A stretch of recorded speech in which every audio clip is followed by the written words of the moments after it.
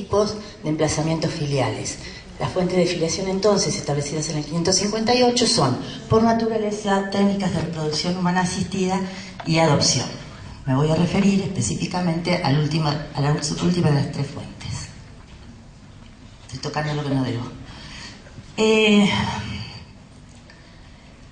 Para poder contarles a ustedes una modalidad de trabajo que se realiza en el juzgado donde me desempeño y que tiene bastante similitud con lo que propone el nuevo Código Civil, me pareció interesante que tengamos en cuenta que en el tema de la adopción o de los emplazamientos adoptivos circulan, además de las normas jurídicas, circulan en la sociedad y en lo social un montón de prejuicios o de juicios preestablecidos sobre temas vinculados con esto del ahijamiento. Uno que me pareció interesante es echa la ley, echa la trampa, y se vincula con lo que ocurre y sigue ocurriendo con las guardas de hecho. Después vamos a ver un caso que acaba de resolver la Corte. Otra situación que siempre está presente en el tema de la adopción es esto de que la sangre tira, porque en determinado momento de la vida las personas hijos adoptivos buscan, además del deber de los adoptantes de dar a conocer los orígenes, no solo los orígenes adoptivos, sino también en lo posible todas aquellas otras circunstancias que tengan que ver con el nacimiento, buscan. Entonces, en el saber popular, esto aparece como esto de que la sangre tira. Vamos a ver cómo lo resuelve el Código Civil y Comercial. Otro tema que también está presente es el tema del tiempo, lo van a ver a lo largo de esta charla. El tiempo es tirano y la importancia del tiempo en la resolución de este tipo de conflictos jurídicos. Y hay otro tema que es esto de que lo que cuesta vale. Vuelvo a instalarlo como cuestión que tiene que ver con las guardas de hecho. Un poco para sensibilizar, yo sé que es un tema que sensibiliza, pero les voy a contar porque me parece interesante que, más allá de lo jurídico, intentemos ver cómo lo jurídico debe bajar a la realidad. Esa foto, que por suerte no se ve muy bien, es una foto real de un día en que salió se dictó una sentencia de adopción. La niñita que tiene esa joven que está ahí, que era yo hace 10 años, se llamaba Yemima. Yemima nació de una jovencita de 13 años que había sido violada por su padrastro. Y nació con múltiples problemas de salud, físicos y deterioros mentales importantes. La mamá decidió no criarla, no asumir su crianza por las circunstancias en que ella fue concebida, y la niña quedó en el hospital. Fue una niña expósita que estuvo en el hospital alrededor de 2 meses y medio, o 3. Se encargaban de ella las enfermeras, pero llegó un punto que esa niña, con todos los inconvenientes que tenía, no podía permanecer en el hospital. Salió un llamado a la comunidad por la radio y apareció una familia, que son 2 de las personas que están ahí, hombre y mujer, y sus 2 hijos adolescentes, religiosos ellos, ofreciéndose el cuidado de Yemima. Asumen el cuidado y ellos, en el sistema jurídico, esto ingresa como una guarda asistencial. A los 5 meses de Yemima, o sea, 2 meses después de la guarda asistencial, yo me hago cargo del juzgado y encuentro ese expediente. Vienen estos guardadores asistenciales en un contexto de medida excepcional, hoy llamadas medidas excepcionales. En la ley que rige mi provincia se llaman medidas de protección de derechos, que en realidad era específicamente una medida de protección de derechos de carácter administrativo, porque estos guardadores vinieron al sistema a solicitar que de algún modo ellos pudieran tener una cuidadora domiciliaria que colaborara con la enorme tarea que implicaba el cuidado de Yemima. Lo que ocurrió en esa audiencia es algo que no voy a olvidar nunca, porque vinieron con la niña, que no tenía ninguna posibilidad ni de movimiento, tenía muchas dificultades. Así todo, el papá empieza a contar: mire, doctora, mientras nosotros estamos acá charlando, ella está convulsionando. Yemima se va a morir. Los médicos nos dijeron que se va a morir y se va a morir pronto. Nosotros lo que necesitamos es esta asistencia económica de parte de la obra social o del Estado para cuidarla, que tenga una mejor calidad de vida hasta que se muera. Fue una sucesión de momentos en que habló de muerte. A mí me pareció importante, intuitivamente, devolverles eso con otras palabras. Y se lo dije así como les estoy contando a ustedes. Ustedes me hablan de muerte y yo estoy viendo vida. Esto es lo que me pasa de este lado. Estoy viendo vida, estoy viendo gente que está cuidando con amor, que esto es lo que me parece que es la vida. Eso fue algo que a ellos les impactó mucho. Uno debe ser muy responsable cuando habla realmente, pero en este caso impactó para bien. Para no hacerlo muy largo, al año solicitaron la adopción y Yemima, que se iba a morir en meses, vivió hasta los 7 años. Nos enteramos después que había fallecido, la fuimos a ver con la gente del juzgado un día casualmente, que cumplió años y vivió luego, sí, falleció por sus... Pero a lo que voy es a la importancia de todo este derecho que nosotros conocemos, bajarlo a la realidad. ¿Y cómo bajarlo a la realidad? Si yo no hubiera conocido a Yemima, aunque ella no podía comunicarse, no podía hablar y nunca pudo hacerlo, tal vez la decisión judicial, o cualquiera de nosotros que se desempeñe en cualquiera de nosotros, aquellos que integran los servicios de protección, aquellos que integran las defensorías públicas, aquellos que tienen que resolver, los magistrados de primera y segunda instancia, quiero marcar con esto la importancia de conocer, ver e interactuar, la inmediatez, que es uno de los principios que trae el Código. ¿Cuáles son los problemas que tenemos los problemas más difíciles de resolver que tenemos en la judicatura? Aquellos vinculados con la identidad, aquellos vinculados con el tiempo y lo que el tiempo talla y hace y cómo nos obliga luego, y aquellos vinculados, relacionados con todo esto, con la guarda de hecho. Para eso les traigo rápidamente un fallo que acaba de salir de la Corte Suprema de Justicia de la Nación, donde se atraviesa y se vincula, como en todo lo que tiene que ver con las medidas excepcionales, el interés superior del niño. Tema difícil, si los hay, porque realmente el interés superior del niño es el caballito de batalla que se utiliza, y lo quiero marcar así, caballito de batalla que se utiliza en todas las resoluciones que se adoptan, sean administrativas, sean jurisdiccionales, cuando en pocas ocasiones ese interés superior del niño está realmente explicado, fundamentado y sostenido razonablemente. Se trata de un caso resuelto por la Cámara Nacional Civil, la Sala M, el 16 de junio del 2014. La niña M se trata de una niñita que nació en el año 2012, fue entregada en guarda por su progenitora a una señora viuda, familia monoparental. Esta señora, al año de detentar la guarda de hecho, fíjense las fechas, actualmente en vigencia el código que nos rige, solicitó exactamente al año la guarda preadoptiva de la niña. Se opusieron a la guarda preadoptiva tanto la Defensoría de Menores como la tutora que tenía designada la niña. Se me acaba de descompaginar. En primera instancia, la juez de primera instancia resuelve, como medida cautelar, dispone el alojamiento de esta niñita en un hogar de tránsito. No hace lugar a la guarda preadoptiva y adopta esta medida cautelar o medida excepcional de acogimiento de la niña en la familia de tránsito. Cuando adopta la medida, apela la guardadora, obviamente. La Cámara, al resolver, revoca esta resolución con los siguientes fundamentos.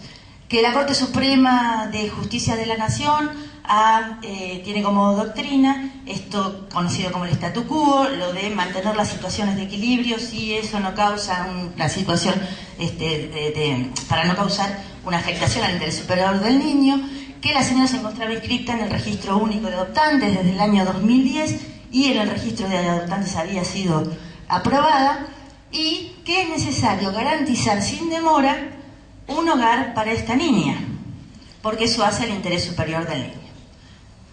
Un hogar. La niña estaba alojada en un hogar. La medida adoptada en primera instancia, quiero decirles, es una de las posibilidades que actualmente, a partir del 1 de agosto, establece el artículo 611 del nuevo Código Civil y Comercial. Se descompaginó todo, no sé qué pasa. La Cámara, les decía, resuelve revocar la resolución y apelan entonces la Defensoría Tutelar. No, pero son estas nada más, después está bien, porque no importa. Apelan la Defensoría Pública, el organismo administrativo y la tutora ad litem. Todos aquellos que apoyaban la disposición de primera instancia del alojamiento en la familia alternativa, apelan la resolución, van a la Corte. La Procuración hace una referencia a lo que había ocurrido en las anteriores instancias, hace especial referencia a que esta guarda era una guarda de hecho que había sido adoptada en condiciones irregulares, dice, pero también hace referencia a, además hablando de la irregularidad, dice que esta guardadora había quedado plasmado en el trámite que no era ni pariente, ni allegada, ni siquiera una conocida de mucho tiempo de la progenitora. Pero también estaba acreditado que la progenitora, habiendo sido oída, había expresado su voluntad de no asumir la crianza de la niña. Entonces, esto de la voluntad de no tener vínculo, la Corte Suprema hace suyo el dictamen de la Procuración, ahí le dejo los datos como para que quede después el power para que si lo quieren obtener, y dice que comparte los fundamentos de la Procuración, como dicen casi siempre en este tipo de casos, y que dada la importancia que el factor tiempo tiene en estos asuntos, este tribunal estima conveniente encomendar a la magistrada de grado a obrar con la premura, que como verán había obrado con absoluta premura, de encomendar, obrar con la premura y la mesura que el caso amerita en la resolución definitiva del conflicto, de modo de hacer efectivo el mencionado interés superior de la menor, que como principio rector enuncia la Convención sobre los Derechos del Niño. Y de evitar, bueno, lo que dice es que evitar que quede indefinida su situación jurídica, disponiendo confirmar la sentencia de Cámara, con lo cual hay un dato que no está acá presente, pero que se tomó en cuenta en el dictamen de la Procuración, está presente, pero la Filmina no lo hace ver. La señora guardadora es una mujer de 60 años. Y hacen referencia a precedentes de la Corte, donde se ha evaluado en algunas ocasiones casi dogmáticamente el interés superior del niño, y establecen entonces que esta niñita de 1 año y medio, 2, quede al cuidado de una señora de 60 años. Sin que esto sea o suene como discriminador, porque todos tenemos derecho a la maternidad y a la paternidad, eso es indiscutible, da para pensar este caso cuánto de saludable o de respetuoso del interés superior de una niña de tan escasa edad es la crianza a cargo de una señora de 60 años de edad. No tenemos datos en el expediente si hay familia ampliada y demás, tema de absoluta importancia cuando tramitemos las adopciones a partir del nuevo código. ¿Qué pasa con lo que quiero traer con esto es, el sistema de protección actuó, el sistema de protección acompañó la disposición judicial. Digamos, cuando hablo del sistema de protección estoy hablando de el órgano administrativo, la defensa pública y también la justicia de familia en la primera instancia. Actuó en función de las nuevas normas. Luego esto es revocado porque acá subyace, aparece esta cosa de la afectividad. ¿Y la afectividad de quién? Es la pregunta. Ciertamente esa niñita había tenido una relación, había creado una relación de apego con esta guardadora. Pero esta guardadora, en términos reales, estaba más en condiciones de ser su abuela que tal vez de ser su madre. Esto es realidad pura. Sin embargo, triunfó la postura de la guardadora. Bueno, el nuevo Código Civil hice un esquema de cómo se diagrama el sistema adoptivo en el Código Civil y Comercial de la Nación, que nos regirá para que entra en vigencia a partir de agosto. Establece una serie de disposiciones generales, dentro de las cuales aparece algo muy importante, que por primera vez se define la adopción. Establece reglas específicas vinculadas con el tiempo y con algunos supuestos específicos de la jurisprudencia que son trasladados a las normas jurídicas, regulando la situación de adoptabilidad, no más estado, estabilidad. Este código ha sido muy cuidadoso en los términos. El Estado es un Estado, cuando uno habla de Estado, técnicamente tiene que ver con la generación de vínculos, y la adoptabilidad en realidad es un proceso que culmina con una declaración judicial que no configura un estado de familia, no emplaza en un estado de familia, sino que lo que hace es declarar determinada situación fáctica. Luego se refiere a la guarda con fines de adopción. La guarda con fines de adopción, esto que quede clarísimo, no es un proceso autónomo. Deja de ser el proceso que fue antes. Hay doctrinarios que sostienen que hay 4 procesos de familia, y esa es una mirada errónea, porque en realidad, por eso también hoy esto de la adopción como proceso. La adopción es un proceso social atravesado por innumerables circunstancias, pero en lo procesal se llega a ella a partir de determinados procedimientos. Esos procedimientos, en el nuevo Código Civil, se dividen únicamente en 2 partes. Toda aquella primera parte que tiene que ver con la declaración o no de la situación de adoptabilidad de la persona menor de edad, y el proceso de adopción propiamente dicho. O sea, no son 4 procedimientos, sino 2. Luego, específicamente se refiere al juicio de adopción, y en una técnica muy saludable y ampliando los tipos adoptivos, establece que los tipos adoptivos ahora van a ser 3, plena, simple, que se mantienen, y la adopción integrativa o de integración, cada una regulada en una sección de manera independiente, respetando las individualidades de todas. Finalmente, nulidad e inscripción de la adopción. El Código Civil y Comercial de la Nación tiene varios ejes rectores, pero hay 2 principios o ejes que me parecieron importantes remarcar en esto que estamos hablando. Uno es este concepto de pluralidad, de un código para una sociedad multicultural, como dicen los fundamentos, amplio e inclusivo, pero inclusivo es una palabra un tanto desagradable, pero porque parece que nosotros estuviéramos en el lugar de privilegio y el resto tiene que venir a nosotros. En realidad, la mirada plural acerca de todas las formas familiares, de lo que ya estuvimos hablando ayer, y también vinculado con la pluralidad, el principio de igualdad. Los 4 ejes orientadores del sistema adoptivo son constitucionales, obviamente. Derecho a la vida familiar. Esto está tan constitucionalizado que se encuentra en el concepto mismo de la adopción.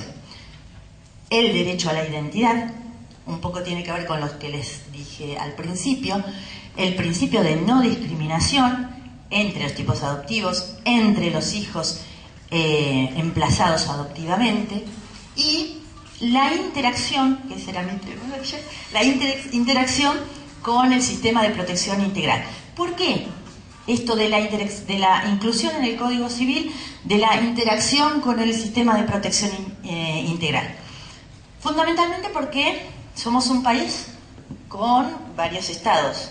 Lo que importa que, en términos procesales, cada una de las provincias, por disposición constitucional, nos dictamos nuestras propias leyes de procedimiento. ¿Qué pasó a partir de la entrada en vigencia de la Convención de los Derechos del Niño? ¿Qué pasó con las leyes de protección integral? Bueno, algunas provincias contaron con sus propios ordenamientos, otras adhirieron directamente a la Convención de los Derechos del Niño. Hubo otras provincias, como la provincia de Catamarca, que primero adhirió a la ley 26.061, que mucho después que varias provincias vino a establecer una especie de regulación de la Convención de los Derechos del Niño. Algunas provincias, como decía, como Catamarca, adhirieron a esta convención, pero después dictaron sus propias leyes de infancia. Todo esto ha provocado una homogeneidad normativa a la que, si le sumamos estas cuestiones vinculadas con las interpretaciones no siempre jurídicas de este tipo de situaciones vinculadas con vulneración de derechos de la infancia, que pueden llegar a terminar en procesos adoptivos, hacen que en un país federal aparezca como mínimamente necesario regular de manera uniforme algunas cuestiones, específicamente estas que les estuve señalando, y muy especialmente, y esto quiero hacer hincapié, muy especialmente, las vinculadas con el acotamiento de los de las actuaciones, los famosos plazos y lo que el tiempo importa en este tipo de situaciones. Esto es, en líneas generales y rápidamente, lo que ha motivado esta necesidad de incluir en el Código Civil y Comercial normas vinculadas con el sistema de protección integral. El código establece tres tipos de situaciones en las que con las que se puede llegar a la adopción, a un emplazamiento adoptivo de un niño que tiene determinada filiación o no en otro emplazamiento, en este caso adoptivo. Cuando procede la declaración de situación de adoptabilidad, pues bien, cuando se trata de niños sin filiación establecida, estos son los casos, aparecen, pero son los casos más escasos, son niños abandonados, son nacidos donde se ignora quién es su progenitora, y obviamente es muy difícil también determinar quién es su progenitor. El caso de los niños huérfanos, aquellos que fallecen los progenitores y no hay posibilidades de nombrarles tutores u otros representantes legales. La otra situación en el que se plantea, o que está establecida en el inciso B, es cuando los progenitores prestan su consentimiento. Noten que yo no hablo de padre y madre, hablo de progenitores, porque estoy hablando de un sistema que puede dar lugar a un emplazamiento adoptivo, que no necesariamente nos va a llevar a la adopción, pero que puede hacerlo. Que los progenitores presten su consentimiento libre e informado.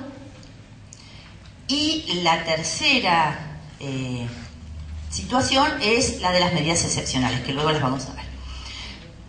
En todos estos supuestos es muy importante, ensamblando las medidas excepcionales o medidas de protección de derechos con el sistema adoptivo, es muy importante tener en cuenta que todo procedimiento judicial debe ser un proceso justo.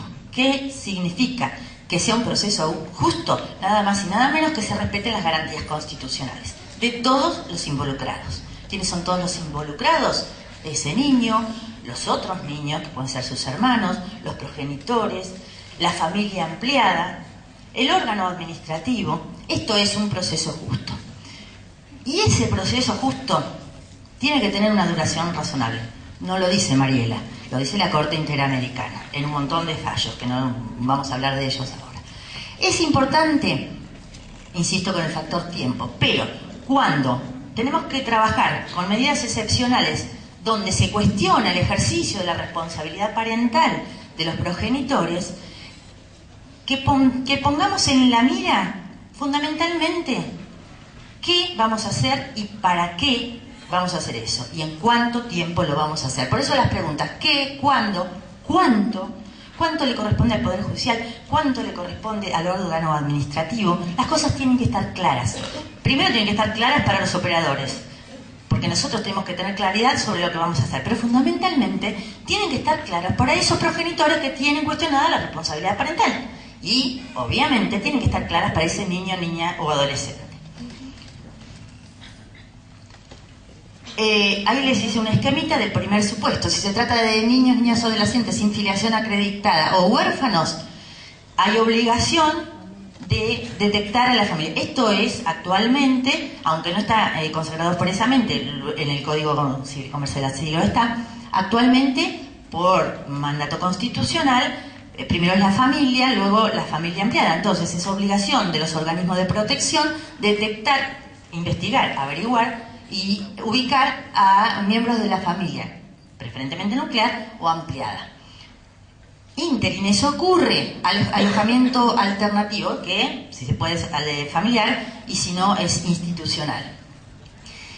La ley 26061 y el decreto reglamentario actualmente establece determinados plazos para este tipo de medidas, pero esta homogeneidad legislativa de la que hablábamos, cada provincia tiene sus propias leyes, realmente genera, y además de las leyes provinciales, pobrecitos los ciudadanos de nuestro país, depende del juez que le toque, este es otro tema, y la preparación o el grado de compromiso de cada uno de los jueces que toque, también serán los resultados. Entonces, la idea es, como subyace a todo esto el derecho fundamental y constitucional a vivir en una familia, que básicamente es eso, el derecho de los niños a vivir en una familia, preferentemente la de origen, pero o ampliada, y si no, una familia adoptiva que le garantice los cuidados que necesitan, realmente aparece la necesidad de una regulación que evite la vulneración de los derechos humanos de los que se trata.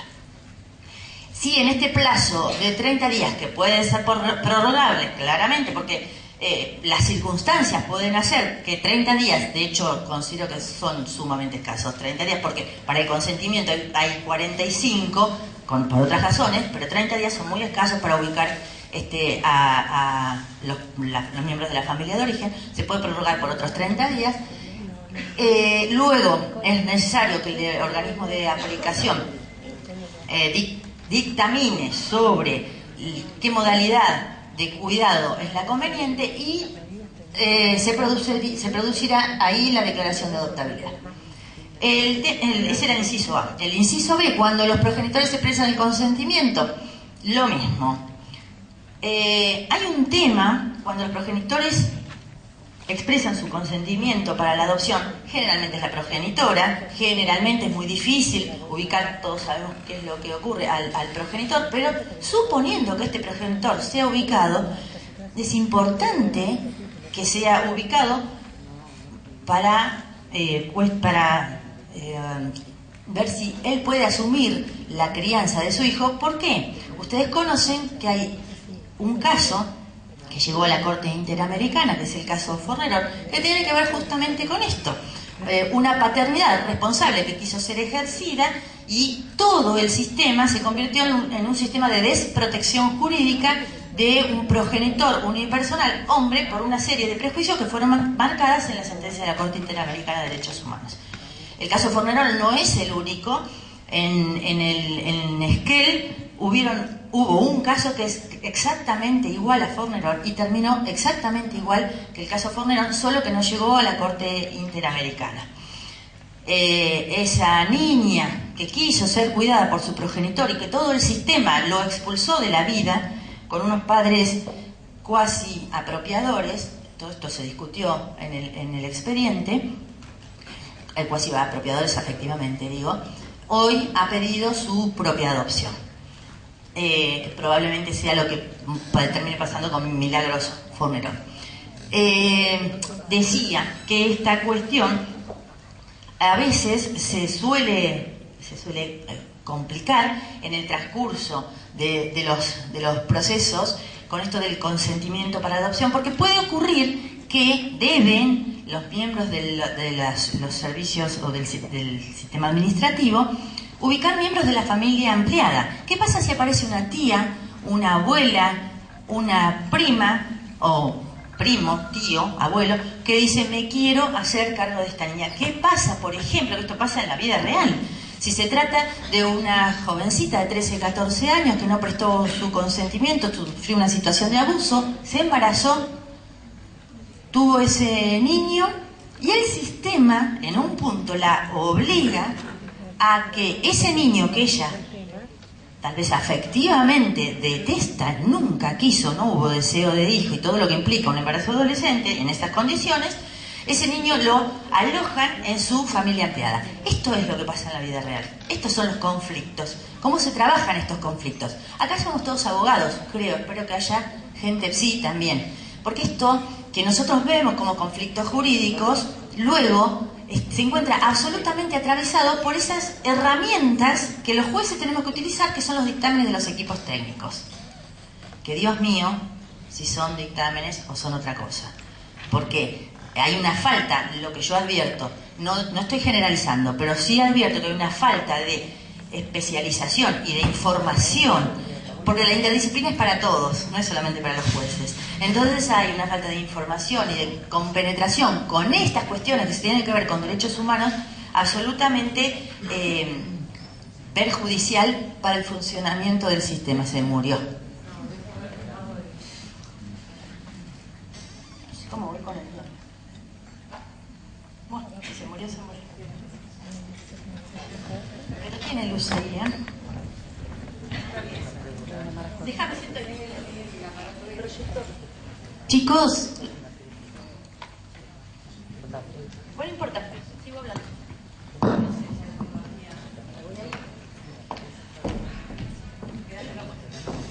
Llévate el micrófono. Porque eso anda, o sea, me parece...